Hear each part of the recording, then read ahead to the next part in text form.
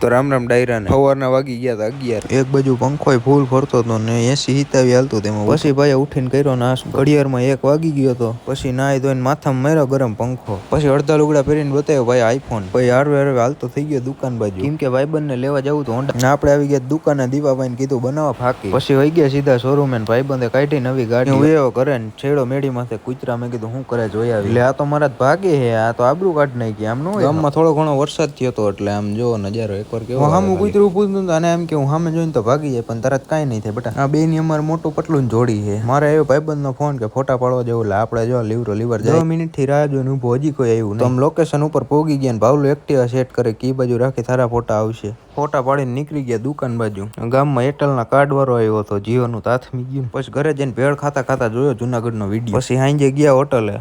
પછી ત્રણેય પીધી છોડા, 1 2 ને હું ત્રીજો। પછી છોડા પીને થઈ ગયા ઘર બાજુ હાલતા। હાલો મળીએ આગલા વ્લોગમાં।